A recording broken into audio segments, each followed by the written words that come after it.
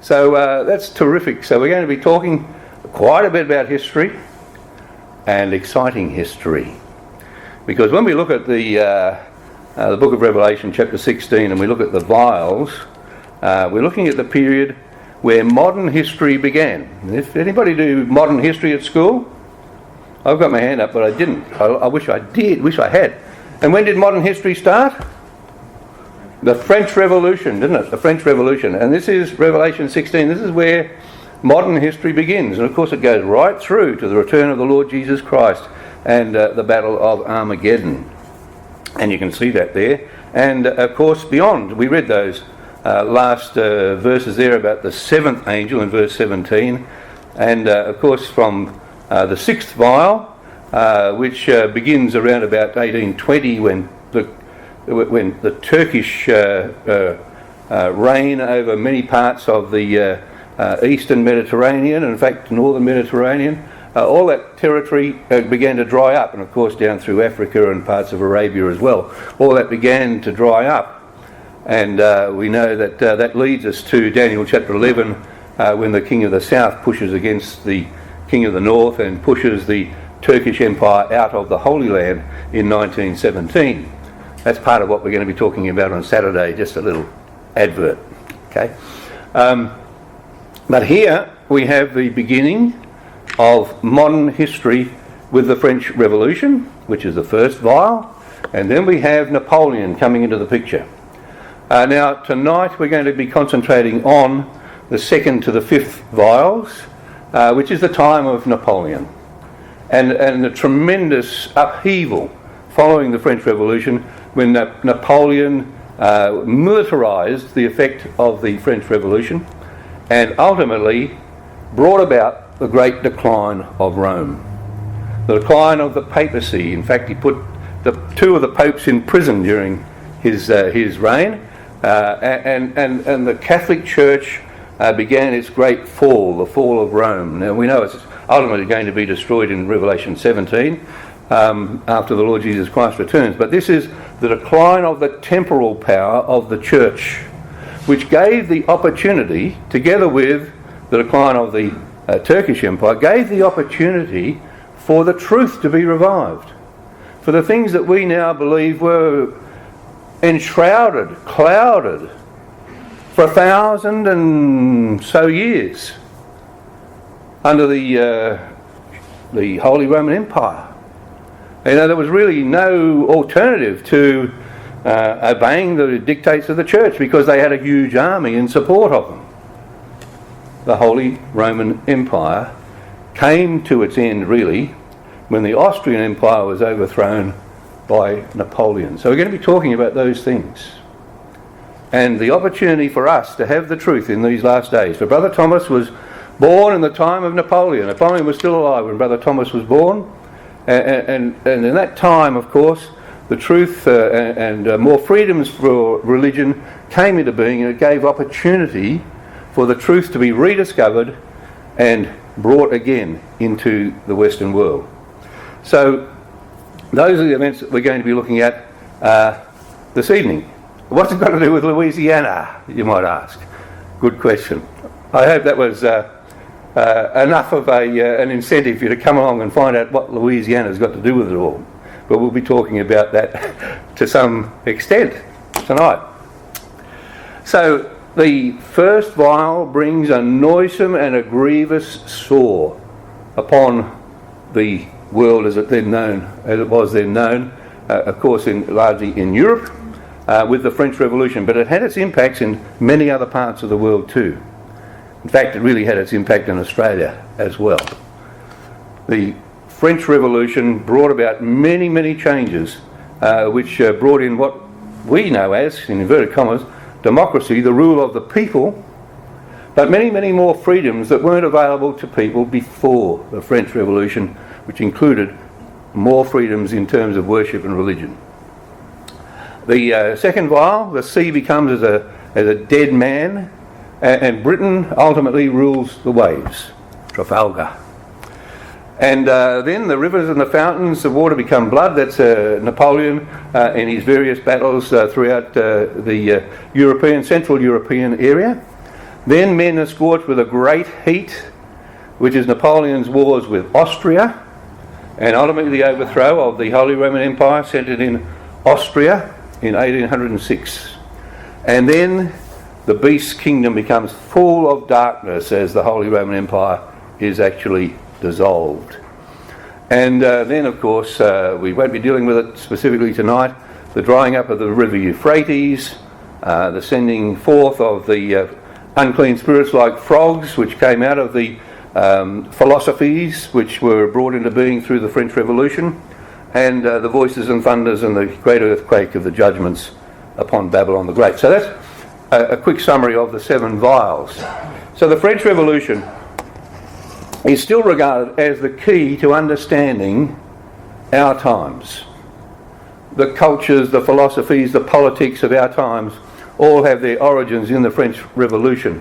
And modern history, as we said, begins in the French Revolution. The Larousse Encyclopedia of Modern History says that in a political sense it's still proper, and it's still proper today, to date the age in which we live from the French Revolution. The shock carried by that revolution and the spread of its principles has produced repercussions ever since.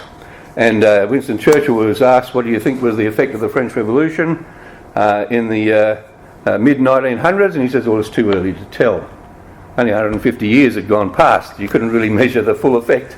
So it really was a malignant ulcer which spread abroad through Europe.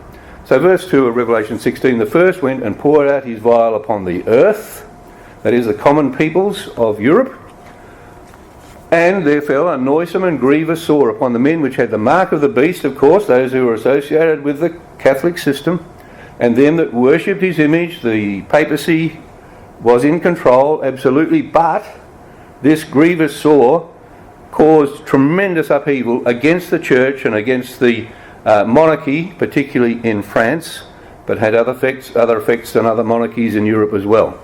The revolutionary principles began to spread like a malignant ulcer throughout Catholic Europe, all through the Napoleonic wars which came immediately after the revolution. And Churchill says the French Revolution was to spread out from Paris across the whole continent, gave rise to a generation of warfare, war after war after war.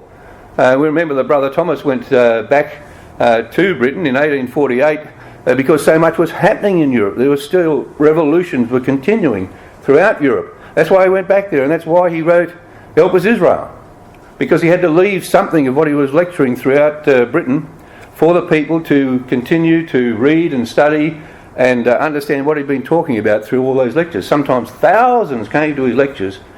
Such was the tremendous interest in what was going to happen from there on after these great revolutions which were continuing at that time. The echoes reverberated long into the 19th century and afterwards into the 20th century and now into the 21st century. So as a summary, the French Revolution, this tremendously violent period saw the end of a long period of persecution and repression by the Roman Catholic Church, God's punishment inflicted on the church system and its hierarchy, the introduction of freedoms which would allow the rediscovery and the worldwide spread of the first century truth, and a greater tolerance for Jews. Napoleon was quite tolerant, in fact favourable towards the Jewish people. And ultimately, and of course, Napoleon had actually envisaged a homeland for the Jews in Israel. Didn't come to pass in his time, as we know. It took 150 years after that. But this tremendous new approach to freedoms, and freedom of religion and freedom of worship, and Napoleon certainly fostered that. So what we're going to be talking about really tonight is the influence of the angels in world affairs. We know that the Most High rules in the kingdoms of men. We know that Daniel said he sets up kings and he removes kings. He sets up the right leaders. He gets them from a very early age. God monitors and fosters the lives of rulers who he's going to use for his influence and for his power and control over the affairs of the nations. And we're going to be looking at a few individual men that were particularly raised up by God for certain circumstances at this time in history. Huge change, tremendous turbulence in the politics of the world. And among those was Napoleon himself. So remember the 14th of July, what's the holiday called? Bastille Day. Bastille Day, because the French Revolution really began, didn't it, at the storming of the Bastille, where the common people who were without armaments and without ammunition decided to rise up against the monarchy and against the monarchy's army, and all the gunpowder basically was stored in the Bastille, and there were weapons there too. So they stormed the Bastille, which had been a prison for political prisoners earlier on. People like Voltaire had been imprisoned. The philosophers who were encouraging the people to rise up against their very much overlord and overbearing rulers, and the kings who'd taken all the money and spent it upon themselves and were taxing the people greater and greater. And ultimately, out of the turmoil that came from the French Revolution comes Napoleon. Napoleon rises to power during the period from the early 1790s, and in 1799 the coup d'etat brings him to power. So these are the three critical dates that we're going to be looking at tonight. They are the dates which saw a tremendous change in one day in each case. In one day. Huge change. First of all, the 30th of April 1803, the Louisiana Purchase. What was that about? We'll talk about that in some detail. The Battle of Trafalgar, one day, in fact one afternoon. In 1805, the Battle of Trafalgar took place. Huge change as a result of that. And then again in a single day, on the 2nd of December 1805, the Battle of Austerlitz, when Napoleon overthrew two other armies greater than his own, the Austrian army, the Russian army. In the Battle of Austerlitz, his greatest victory ever, which resulted in the fall of Rome. So there are three dates that we're going to be looking at. They spelt the end of the Roman system. How did it all come about? Well, the first key date has to do with the Louisiana Purchase. Anybody been to Louisiana? Yeah? Been to Louisiana? New Orleans? Nice, interesting place. A lot of French influence in New Orleans. Of course, it's from Orléans in France, New Orleans. New South Wales from South Wales. New South Wales, well, New Orleans. And it's amazing when you look back at the history of America, and a lot of us don't really know and understand the history of America and where it fits into the world. But of course, America was where the American Indian tribes were there for centuries and centuries. But it was the age of exploration that took the Europeans to America. And in the age of exploration and colonisation, so many of the European powers, but there were four in particular, explored the world, and everywhere they went, for some reason or other, they felt they could put a flag up and claim the territory. So, of course, there were the British, and there were the French, and there were the Portuguese, and there were the Spanish. And now the Spanish mainly, and the Portuguese are in South America and in the Caribbean. And when Christopher Columbus first arrived, he actually arrived in the Caribbean and thought he'd hit the mainland of America, but that's beside the point. The exploration continued over a period of time, and the French came across, in particular, and came across through Canada and came down the Mississippi Basin. And an explorer named De La Salle said, "I'm claiming this whole area for France. And King Louis deserves it to be named after him. So we'll call it Louisiana." Now that's much bigger territory than Louisiana is today. But that was claimed by the French. Of course, the British had already had the Pilgrims come across in the eastern states. The Louisiana area, claimed by the French, was about 1/3 of the landmass of America. Spain had got right across to the other side, and the British had some toeholds in Canada. So this area is nominally owned by France. It's a big area. You can see the shaded area there. That's the Mississippi now. Is that an important river or what? all the other streams that flow into it, the Missouri, the Arkansas, the Ohio, the Illinois, all flow into the Mississippi. That whole area is drained and comes down in through New Orleans. Now that's tremendously fertile territory. It's not like Australia. The explorers hoped they might find an inland sea in Australia. We haven't found it yet. We're all desert in the middle. The desert in America is further across on the western side. But all that is tremendously well-watered farmland and great production. Lots of things are grown there and are shipped down the river and were shipped across to Europe through the port of New Orleans. So port of New Orleans is very, very important. That whole area, as we said, the French owned it. And the British had settled across in some of those states on the far eastern side. So this is the timeline leading up to this great event, which we are known in history as the Louisiana Purchase. 1682, de La Salle, the French explorer, he claimed for France all the territory drained by the Mississippi River from Canada to the Gulf of Mexico, names it Louisiana after Louis XIV, who of course reigned about 70 years. He was the Sun King, well known, and a king that liked his luxury. And the real reason for the French Revolution, by the way, which came with Louis XVI, was that those kings of France had just gone crazy with their expenditure of the wealth that they had. Of course, the great Palace of Versailles, some may have seen the Palace of Versailles, you've certainly seen pictures of it, I'm sure. The extravagance was just ridiculous. And of course the people are starving. But more than that, with this exploration, the kings were prepared to spend a lot of money to send people out to establish new parts of the world for their country, and of course to send armies with them to fight to maintain those territories, and that drained a lot of money from the economy of France. And as a result of that, the people are getting poorer and poorer. The kings and the nobles didn't pay taxes. The church owned much of the land. More than a third of the country was owned by the church, and the poor common people worked for the church, and the church didn't pay any taxes, but the workers paid the taxes. No wonder there was a revolution. The people were suppressed.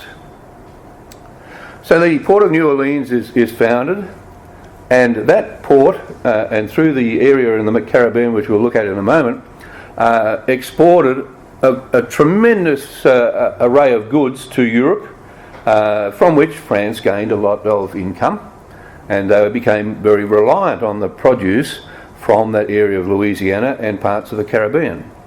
So that port is founded in 1718. Then there came what was called the 7 Years' War, also in America known as the French-Indian War, but it was a war which started in the area of America, but also spread to other parts of the world, between the British and the territories that they owned, and the French and the Spanish got involved as well. Ultimately, France is defeated in the 7 Year War, and they have to give up certain territory. They actually gave the area of New Orleans and Louisiana west of the Mississippi River to Spain, and the British got the part east of the Mississippi River as part of the settlement. So France is kind of humiliated. 1776, the American Revolution, the French go there and help the Americans to throw off the reign of the British, and so America becomes independent with French support. And then in 1790, this little area, this little island, which is actually now two territories, Haiti, firstly previously called Hispaniola because the Spanish were first in charge, then the French took over. This island, this area of Haiti, was the most profitable colony of France, because there they grew sugar in abundance, absolute abundance, and also there they grew coffee, and they actually the French imported 800,000 slaves from Africa to man these farms, and they're all there in great poverty, and the French who owned the farms were making zillions. And ultimately what happened was the slaves decided, there's enough of us, we will revolt. And so they started to throw off the French rule. This of course affected the trade and the income of France, so much so that Napoleon says, we've got to do something about that because that's our best territory, that's where we're making most of our money in trade by selling off these commodities. And so Napoleon comes to power in a coup in France in 1799, and he sees a great Western French Empire. You know, I mean, visions of grandeur, delusions of grandeur. Napoleon had them all the way. What actually happens is that Napoleon overcomes Spain. Spain is now at his mercy because his armies have come into Spain. He's changed the overall constitution of Spain, and he says to Spain, you've got to return Louisiana because we need that port, we need the produce from that port, and we need all our ships to go and bring trade back from Haiti. It wasn't called Haiti then, Hispaniola, and bring everything back from the centre of America, and that's how we're going to rebuild our empire in France. So he does a deal with Spain. Spain really hasn't got any choice, and Spain gives back Louisiana to France secretly. Then in 1802, Napoleon sends an army down to Haiti to try and re-establish control over Haiti, where the slaves have revolted, but that army is absolutely decimated. And so Napoleon's wondering what's he going to do. Mainly the soldiers were killed by yellow fever in that area. So Napoleon can't get back control. What's he going to do? So France and Spain and England saw control of Hispaniola as the key to keeping the trade with the Mississippi and all that West Indies area. So Napoleon's wondering now, what am I going to do? My army can't get control back. My real target actually is England. My real target is England. I want to take control of England. He just couldn't stand the British. And he wanted control of that area.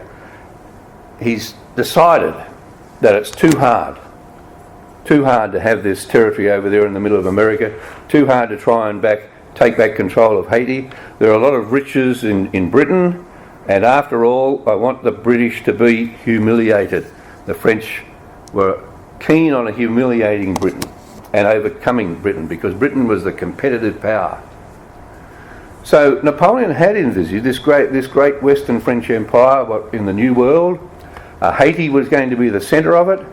It would gain wealth from Mississippi trade, but the slaves, as we said, have really taken over. And Napoleon's starting to think, that's too hard.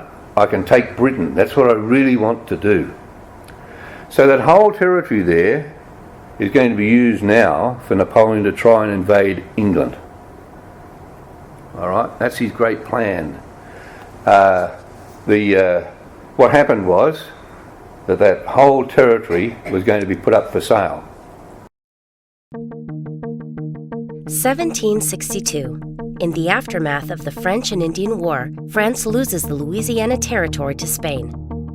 When Spain returns the land to France in an 1801 treaty, Americans worry about what the aggressive Napoleon Bonaparte might do with it. In response, President Thomas Jefferson orders U.S. Minister Robert Livingston to negotiate the purchase of the strategic port of New Orleans from the French. When France offers to sell the entire Louisiana Territory instead, Jefferson moves swiftly to close the deal. On May 2, 1803, the United States signs a treaty with France, acquiring the Louisiana Territory for $15 million. The land deal doubles the size of the United States, adding 828 million square miles to its territory. At a cost of less than 3 cents per acre, the Louisiana Purchase becomes one of Thomas Jefferson's most notable achievements as President of the United States. Absolutely amazing. The word got out that New Orleans was for sale. And so the President, Thomas Jefferson, sends his ambassador and others over to negotiate the purchase of this port of New Orleans, which was extremely important to the American country, the United States as they were at that point in time. And so they thought, well, we'll go over there and it'll be $2 million. During the negotiations, Napoleon whispers to Talleyrand, sell the lot. Sell the lot. So the price was $15 million. Now Americans didn't have $15 million. That was when $1 million was $1 million. Do we remember the days? Well, it doesn't seem that long ago, but $15 million was an awful lot of money back then, and the American people didn't have $15 million. Where were they going to get the money from? England. They borrowed it from English banks, not knowing what Napoleon was going to do with that money. So they've given him, he's almost broke, Napoleon now. They've given him $15 million for land that he didn't want anyway, a port that he no longer could use. But of course the Americans saw it was very, very valuable to them. 3 cents an acre. Incredible, isn't it? You know? But actually that's not a lot of money in a sense, because today it's equivalent to less than $500 million if you take inflation along the way. And do you know there's a house for sale, I think it's still for sale on Sydney Harbour at the present time, for $200 million, just a house on the waterfront in Sydney Harbour. So $400 odd million is not much for all of that territory. But Napoleon wanted the money quickly. He had a reason. So God's working behind the scenes here, brothers and sisters and young people. God is working behind the scenes with these people, with their manipulation. They think they're doing extremely well and they've got tremendous ideas as to what they're going to do. But God's in charge. God's in charge. Anyway, what he does at this point in time is God says, okay, it's fine. Give Napoleon the money. I've got a reason to give him the money. He doesn't know what the reason is, but I've got a reason to give him the money. So $15 million they get from the British banks. What's he going to do? Well, he's started to build a fleet of barges to cross over the channel with his Grande Armée, as it was called, the Grande Armée of 200,000 men. He was going to invade England. And he needed that money to build the ships, the barges, to transport his men across the channel. So he's building all these ships and barges to carry his fleet across the channel, 20 miles across the channel from an area which would bring him near Calais and across to Dover at Boulogne-sur-Mer, Boulogne on the sea. In 1803 he's got these $15 million. He sold Louisiana, called the Louisiana Purchase. Used the money to fund this army to invade England. But there's a person named Lord Nelson he's going to have to deal with, and he's in the way. And after the Battle of Trafalgar, which we're going to come to in a moment, Napoleon instead uses the funds he got from the sale of the Louisiana Purchase to send his army screaming across Europe to Austerlitz to overthrow the Holy Roman Empire, because that's what God wanted to happen. So this is the timing. And of course the second vial talks about the sea being filled with blood. Well, Napoleon knew that if he's going to be the master of Europe, he has to overcome Britain. So the plan is build up 2 massive invasion forces, one in the Netherlands and Holland, a bit further north, and the other at Boulogne, and they would cross the channel when the signal was given, and he would use his navy to protect the barges as they went across. So the navy would be on either side of the barges going across, carrying them in to invade England as they ferried them across the English Channel. The problem was that at that point in time, Napoleon's navy was trapped in the Mediterranean, and it was largely Lord Nelson and other great British admirals at that time who had them trapped inside the Mediterranean. So the Mediterranean is full of French boats. Look how narrow the strait is there that they've got to get through, the Straits of Gibraltar. They can't get out. Well, so there's not much chance of them getting out and helping what was going to happen. But Napoleon's aim and objective was, with God's help, I will put an end to the future and the very existence of England. Where would we be today if that had happened? That was his goal, that was his objective, and he never ever deviated from that until the Battle of Trafalgar. So there he is on the shore, he's looking across, he's got 2,000 barges that are built there ready to invade. He just needs his navy to get into position so that they can support the invasion. He comes there to inspect the troops, a painting of the time, of the vast numbers gathered there on the shore, and he's there down at the centre addressing them all, ready to bring about the great invasion. And it almost looks like a political rally there, I suppose it was in a sense, as Napoleon is getting everybody ready with the great plan that he's got. Now he's relying on his navy under this Admiral Villeneuve to support the barges going across the channel, but he lost confidence in Villeneuve. Actually, the French navy was able to, at one point, break out of. Actually, Nelson seemed to draw back a little bit to give them an opportunity to come out. So they've come out of the Mediterranean, and the plan was to feign as if they were going to go to the Caribbean, the French navy go to the Caribbean, and hopefully that would draw Nelson and his ships after them towards the Caribbean. They went most of the way. They turned around when the weather was appropriate and came back towards England with the idea that the British Navy was being drawn away from the Channel towards America. And if Villeneuve had done it quickly enough, he would have come back in time to support the invasion. It didn't happen that way. In fact, they met a small British fleet on the way back, and it damaged some of their ships. So Villeneuve had to go into port in Spain, in the port of Cadiz. Napoleon, of course, now has said, Villeneuve, you're not successful, I need you, or I'm going to replace you.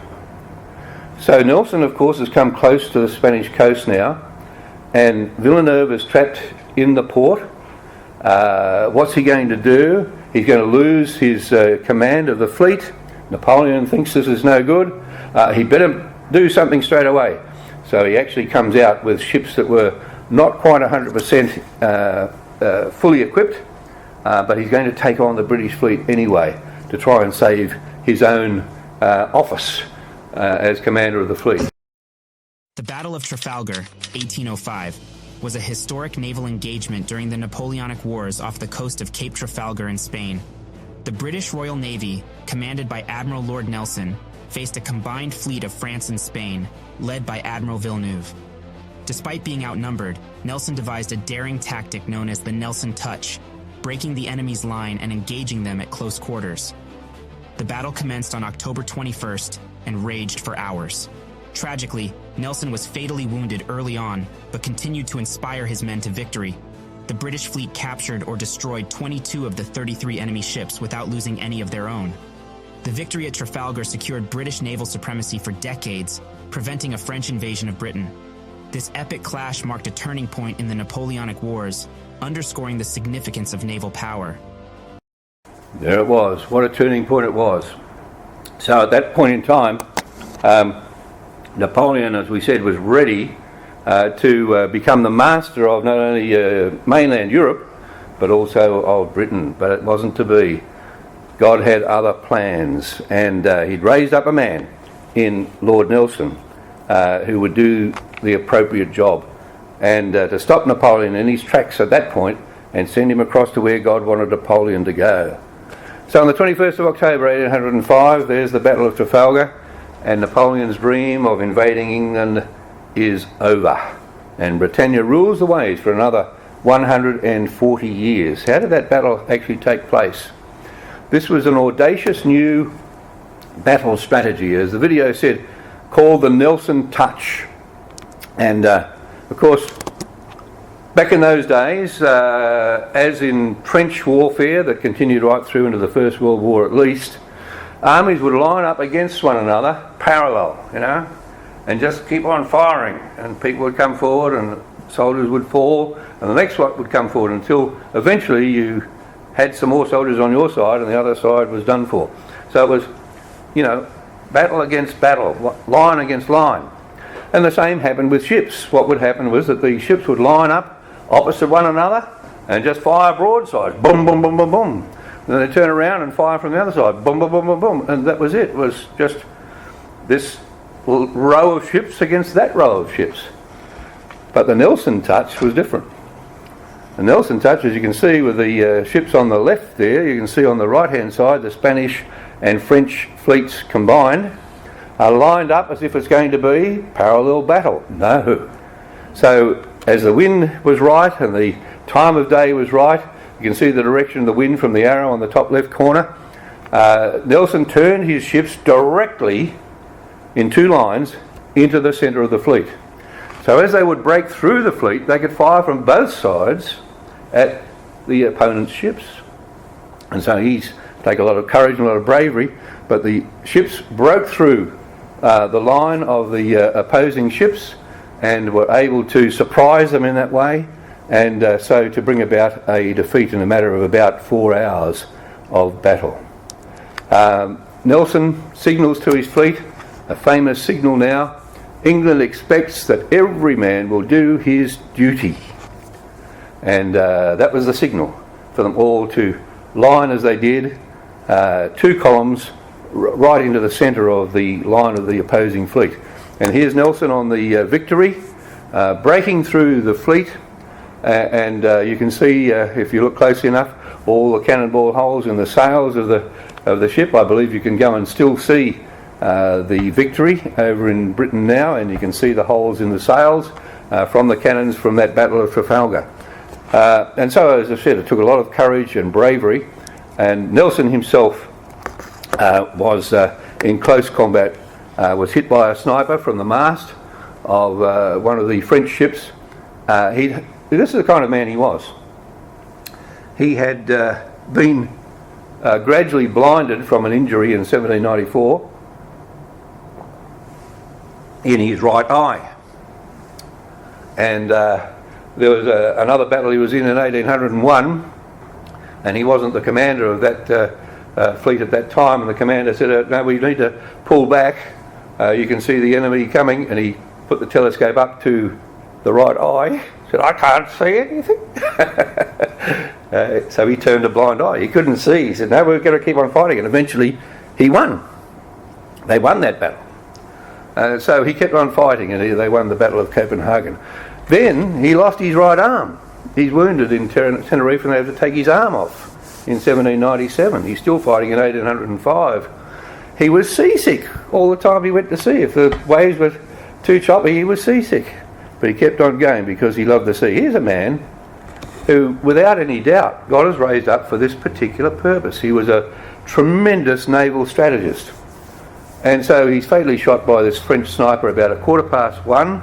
The battle had started about 12:30. He remained alive and on the deck for quite a period of time, still giving directions. He knew he was going to die because the bullet had gone through his spine and lodged in his lung, and he was going to die. About 4:30 he died in the afternoon, and the battle was won by that time. And he, just before he died, his faithful right-hand man, Hardy, he said, "Kiss me, Hardy," which he did. And then he said, remember what the sails had said, the signal? Every man's got to do his duty. His last words apparently were, "Thank God I have done my duty." And God was at work there, brothers and sisters, no shadow of a doubt in this battle. The French flagship Bucentaure is trapped between Victory and Temeraire, and both of those are famous ships in history. And so the battle was very, very close, as you can see. And ultimately, late in the afternoon, one of the bigger French ships, Achilles, exploded and sank, and that signified really the end of the battle. Look at the fact that the angel poured out his blood upon the sea. There were many other sea battles as well. The Battle of the Nile perhaps began it, again with Nelson and French fleet. But in this particular battle, 449 sailors lost by the British, 1,217 wounded. It's a lot in 4 hours, isn't it? And the French and the Spanish suffered 4,408 killed, 2,500 wounded, 20,000 taken prisoner. It was a huge victory, and there was absolutely no shadow of a doubt from here on in that Britain ruled the waves. And so no wonder there's a monument to Lord Nelson, and Trafalgar Square is there, and you can go and see it all today. That was a huge turning point where Britain became the lord of the sea, and continued on until, of course, British ships, the ships of Tarshish, brought Jews back to the land. Lots of things as a result of that victory. Now, Napoleon knew the game was up as far as Britain was concerned too. He'd lost America. He'd now lost his vision of Britain. What was he going to do? Well, he was very warlike, as we know, and his concept was that he would rule now mainland Europe. In fact, we know he went on and tried to rule Russia as well. But in this particular case, what he does, he turns his 200,000 men he's had on the shore there, leaves all the barges, they're no use, turn the land army, the Grande Armée, back and march them as quickly as you can towards Austria and Russia, because he knew that they were forming an allegiance and alliance against him at that very point in time. So there was danger unless he moved quickly, and he did. He moved extremely quickly. So within less than 2 months after Trafalgar, he's fought the battle at Austerlitz in 1805, October, of course, for the Battle of Trafalgar. 2nd of December, the Battle of Austerlitz, which was known as his greatest victory. And here, Napoleon is called the son of Austerlitz for interesting reasons. He is called the S-U-N of Austerlitz. The fourth angel poured out his vial upon the sun, says verse 8, and power was given to him to scorch men with fire, and men were scorched with great heat, and blasphemed the name of God, which hath power over these plagues. They repented not to give him glory. And the fifth angel poured out his vial upon the seat of the beast. Who's the beast? It's the Holy Roman Empire, isn't it? The beast is the Central Europe Holy Roman military political empire, supportive of the Pope, the image of the beast. Here is the seat of the beast in Vienna, you might say, the capital of the Austrian Holy Roman Empire. And that's where Napoleon is headed now.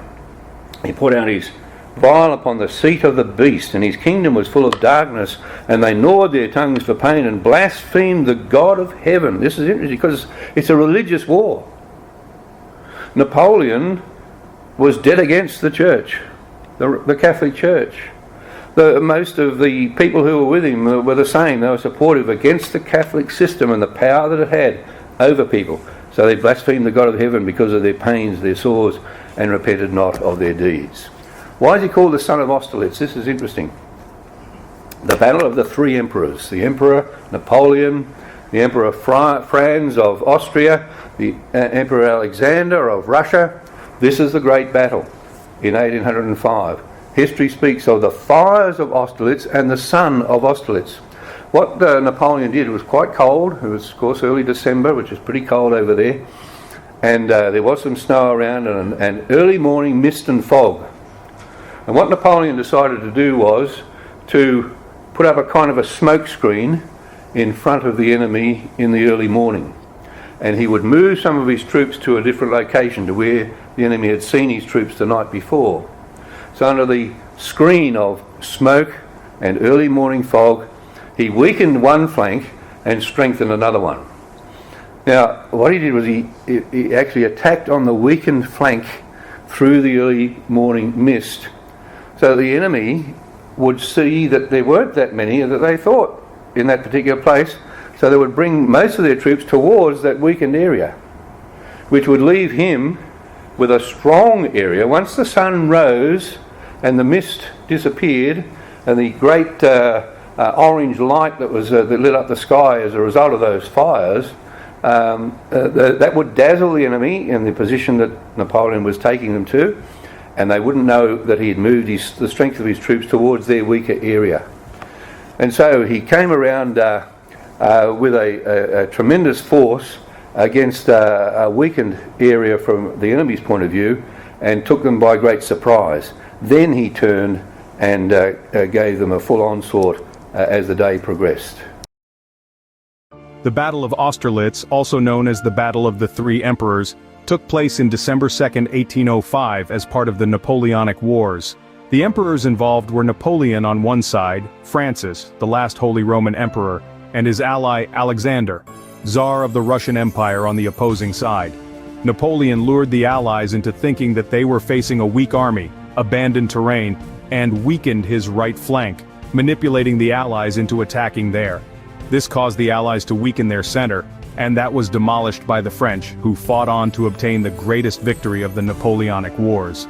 In the aftermath, Napoleon ordered the construction of the famous Arc de Triomphe to celebrate the French heroes and greatest victories, and Francis dissolved the Holy Roman Empire in 1806.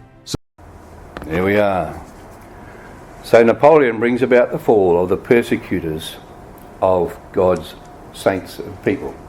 So after 1,000 years, you know who was the first Holy Roman Emperor? Did I mention before? Remember his name? Charlemagne, 800 AD, right? To 1,006 years, that Holy Roman Empire ruled and suppressed and beat and persecuted any faithful believers down all through Europe, right down through the centuries, and they dominated until Napoleon came along, raised up by God to overthrow the Holy Roman Empire. And so, 1806, Franz abdicates and he dissolves. So this is 8 months after the Battle of Austerlitz. The Holy Roman Empire is totally dissolved, and Franz abdicates. And then in 1809, Napoleon annexed the Papal States. He took the Pope prisoner. Pope Pius VII was taken prisoner, and really the whole Roman Catholic system that had been in play for over 1,000 years in the purpose of God is diminished, so people can look at their Bibles in peace and discover the original truth. Rediscover the first century faith, and Brother Thomas, of course, was the lead in that. So the angels are in charge, brothers and sisters. They still are in charge today. We'll be talking more about that on Saturday, God willing. And so the French Revolution and these areas of the first 5 vials in particular, through the work of Napoleon in particular, brought about this unheard of political influence of the common people, so that the 3 unclean spirits like frogs can go forth now. The common people rule, democracy rules. It's got a lot of good things, got a lot of very bad things, but that's the state now that the truth was revived in. Greater religious freedoms, tolerance of the Jews, the possibility now for the Jews to look to returning to their homeland, the realignment of all the politics of Europe and Russia and in the Middle East, and the decline of the Turkish power, which began soon after Napoleon's demise. And Napoleon abdicates after Waterloo. God's had his purpose with him, and that purpose now is over. And he's a broken man. His work as appointed by God is finished now. The power of the Pope, the Holy Roman Empire, that's all gone. And the latter day revival of the truth begins.